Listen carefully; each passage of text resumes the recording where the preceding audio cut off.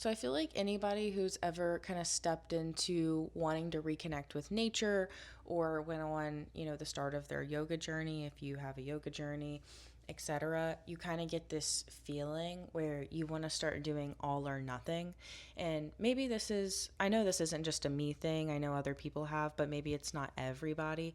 But it kind of becomes this thing where it's like, oh, I want everything to be natural. So, like, everything in the house needs to be natural, all the products, all the fibers, all of the clothing, all the everything. And you just want to be really connected to the world, and you feel like going and, I don't know, maybe isolating in a cave and meditating all day. And it kind of makes sense that, we feel this way because we're trying so hard to create this perfect divine existence to live inside of. But that's not really how life works. And it's kind of interesting because modern yoga it originally came about partially because yoga was dying and nobody was practicing, and they had to kind of switch things around a little bit to get people to continue practicing yoga. Because I'm not really going to go into a bunch of details, but there was a time, and there definitely are still people that are doing this, but used to, people really would go and isolate in a cave and just disappear from the world and do their thing and meditate all day. And I don't know what they did. That was kind of the point. They were alone. They didn't really, I don't think, want anybody to know what they were doing. So there was this time where I guess people realized, like, hey, so we can't all just kind of go sit in caves and meditate all day.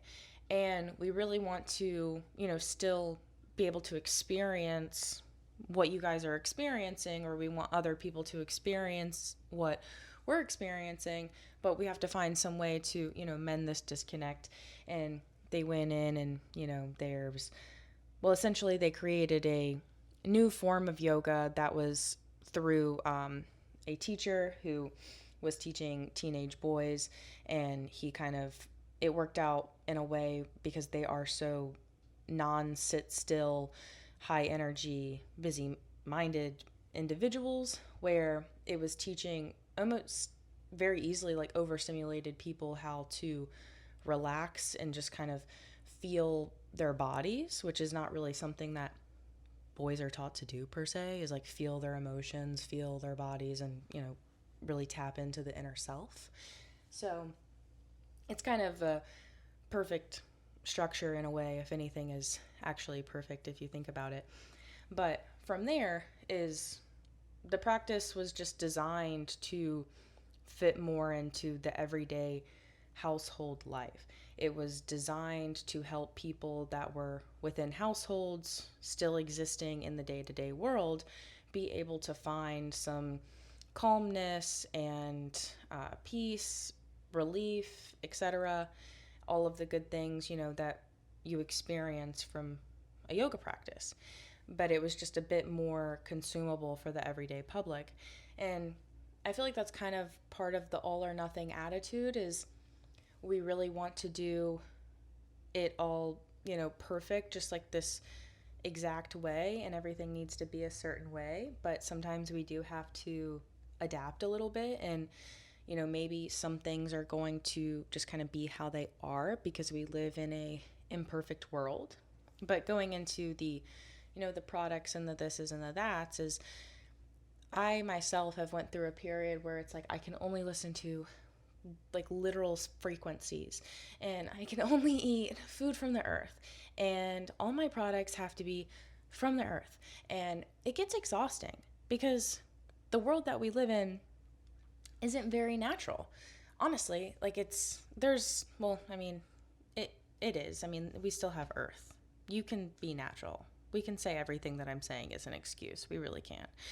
But it's kind of like that show, if you've ever seen it, The Good Place, where they're kind of making this point where it's like, even if you go to the store and you buy a tomato, let's say the farmers weren't paid properly, and there's pesticides used that harm the earth and get into the soil and drain into the water systems and the this is and the that. So even though you think you're buying food from the earth and you think you're being good and you think you're doing this and you think you're doing that, you're poisoning the planet and you're, participating in gouging farmers.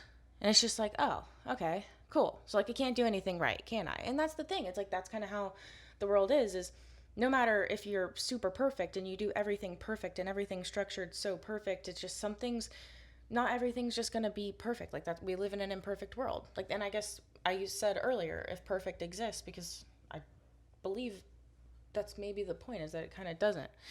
But, or maybe it does, because I guess there's a perfect square. But, anywho, that's not really natural, I don't believe. But basically, as we just kind of get in these, or I'll stop projecting and saying I'll start speaking for myself, is I get into this all or nothing mentality where everything has to be perfect, and then if it's not perfect, it's like, oh, well, everything's ruined. And today, when I was doing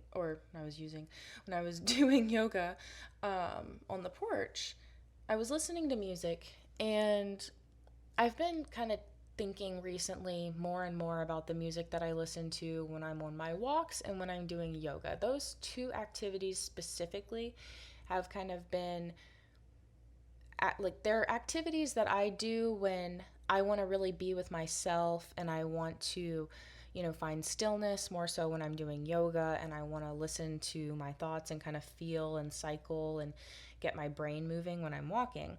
And when there's a bunch of music coming in to my ears, especially through headphones that are covering my whole ears, and there's definitely some Bluetooth waves, whatever, not to get too woo woo about it, but it's just, there's so much blocking and interfering with what I have going on. And, maybe it's one thing if what I'm consuming and what's coming into my ears is super beneficial and it's valuable information and blah, blah, blah, blah. But if it's kind of just like nonsense, or it's maybe even a bit negative, it's like, hey, let's not do that. And it's just really, at that point, it's not really doing much to add to the situation. It's kind of just distracting you from your own self. And so today I had this song playing, and I believe that I have the title correct, but it's Bad on the Bottle by Hippie Sabotage. And I just clicked on the album because there's about 3 songs on the particular album that I enjoy, and all of the music's kind of got a certain vibe, so I was just like, whatever, this is fine. I didn't want to think about it too much. And the music's playing, and I'm kind of, doing my thing, whatever. And the practice that I'm practicing, my movement, my actual poses, were not going perfectly, obviously. And that's kind of always how that goes. But I was really not having a good time with it today. And there are some yoga teachers that do not play music at all during their classes. And, they just don't really encourage that. And there are certain yoga practices that don't encourage music in general, like just certain styles of yoga. And there's definitely reasons for it.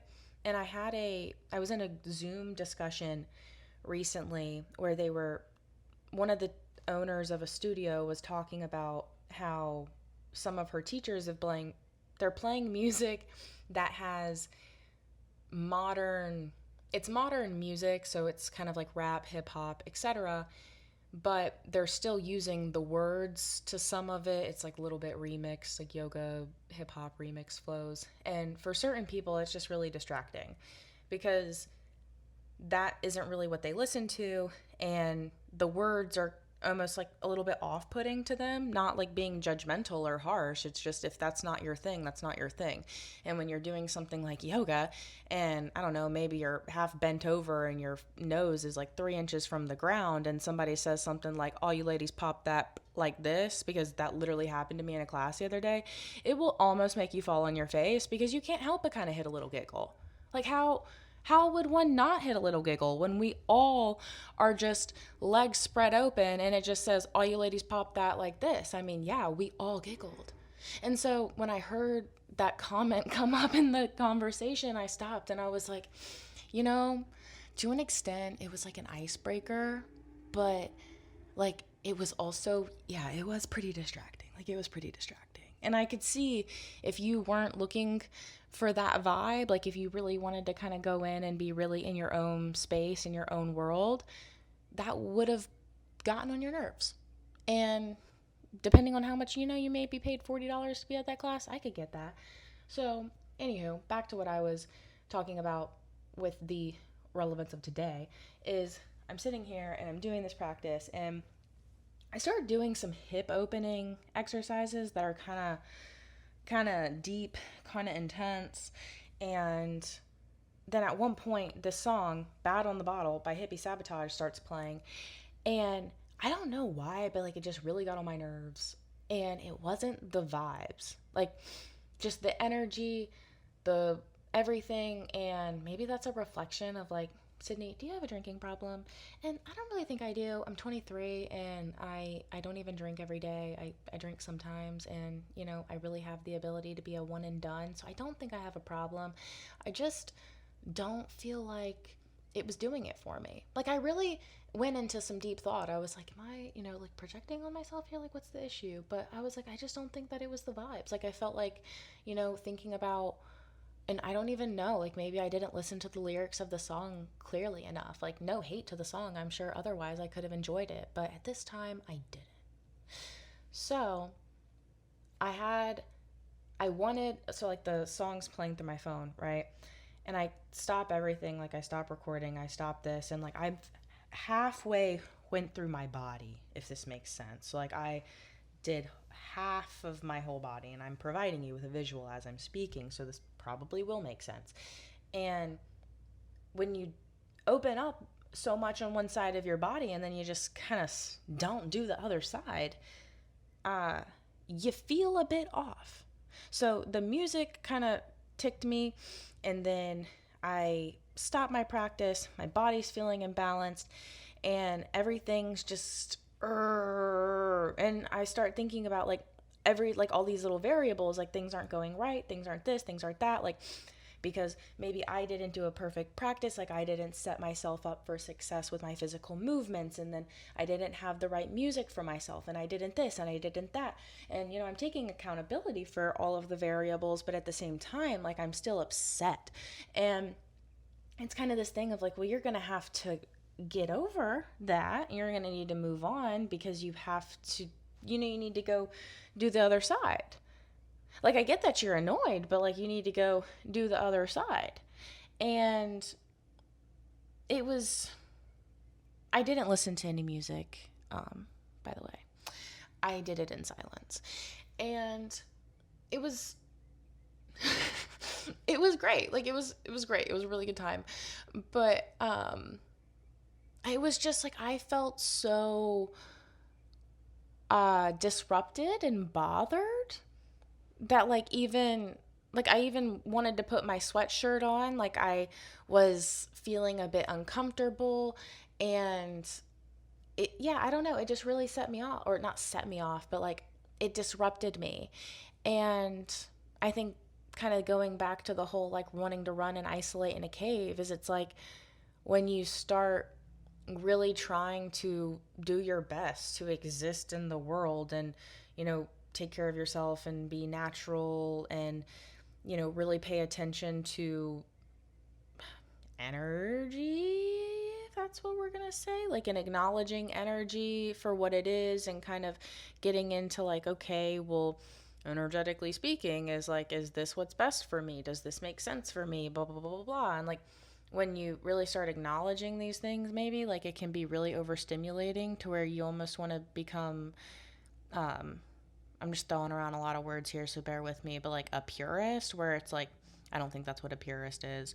I mean, I guess in the context I'm speaking, it could, anywho, moving on, is like the desire to just go isolate in a cave and meditate and be like, yeah, I'm connected to a stone that has a bunch of good earthy vibes. And I'm sitting here in a position that supports my body, and I'm just breathing and I'm fueling my body with my breath, and I'm not interacting with anything from the earthly world of the moment where it's like, technology and other people, or negative energy, or this or that. And it's just like, there would be quite a bit of loneliness there. There would be quite a bit of nothingness there. So, and also, I don't have a cave. Like, I don't really see many caves coming up on Zillow like that are available. And that's the thing, is like, if I don't own this cave, then like, what am I going to do? Am I going to go just like find a random cave in the public? Like, what if somebody else is there using that cave? Then that wouldn't be perfect. So that's the thing, is like, no matter what, it's not going to be perfect. So it's just kind of doing your best to work with yourself. And I know, I feel like I'm probably talking in, maybe it's not circles, but it just kind of is this feeling of, hey, not everything's going to go correctly. You're not going to do every pose right. Not every song's going to be good. The weather might not be what you were looking for. You might not feel like a skinny mini in your outfit today. Maybe you're a little bit hungry. I don't know. I guess the hungry thing you kind of easily satisfy. But it's just whatever it is that like you're experiencing when you kind of step into your practice or just everyday life. It's like, yeah, there's going to be things that are imperfect, but we got to do our best to just keep existing and still have the best time that we can have and make the most of it. And that's kind of, I think that's the full circle moment here. So I feel like I've yapped enough. I feel like that's enough from me. And I really hope that you have a great day. I hope if you were staying for this conversation that you enjoyed this conversation. Maybe that would make sense if you stayed for the whole conversation, that you were enjoying the conversation. But anywho, have a great day, and I hope to see you soon. Okay, bye.